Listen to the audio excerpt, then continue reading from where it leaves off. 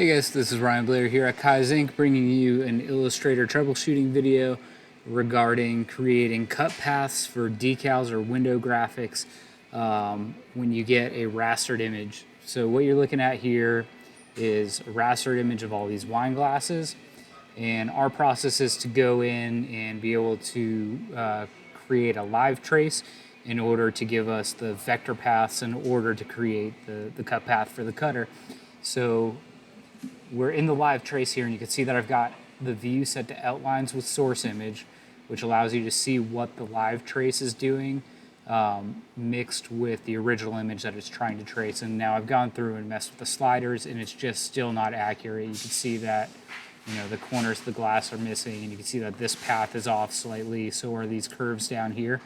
And so what I'm going to do is I'm going to show you a way to get a more accurate silhouette. And so we're just going to get out of the live trace here. Oh, and we're in isolation mode. How do I get out of the live trace?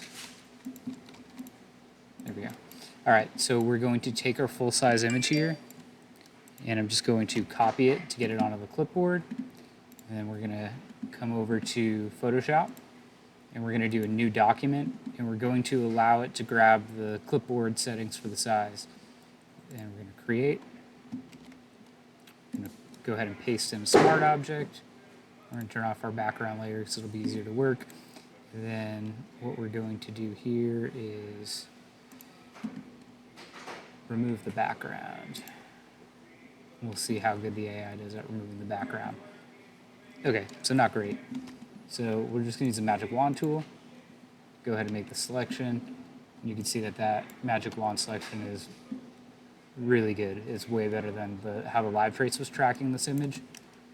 So we're going to hit delete, but it wants us to raster the image. So we're going to right click the layer, rasterize layer, hit delete. Okay, so now we have a pretty good cutout of those glasses. So now we're just going to right click it, that layer, hit blending options. We're just going to do a color overlay, and we'll just set it to black. There we go, so that's looking pretty good. And we're just going to go ahead and save this as glasses just to make it easy. Okay, so now we're going to go back over to Illustrator here. And now we're going to take that Photoshop file that we just saved called glasses, and we're going to go ahead and drop it in. And just to show you, we'll go ahead and line it up over the source image. Still looks really good.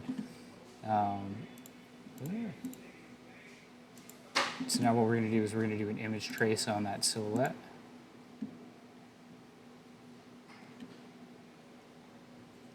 Pop up our tracing options here. Going to expand it,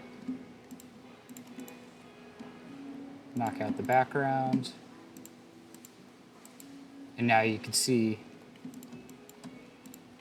that we are quite a bit more accurate than it was originally.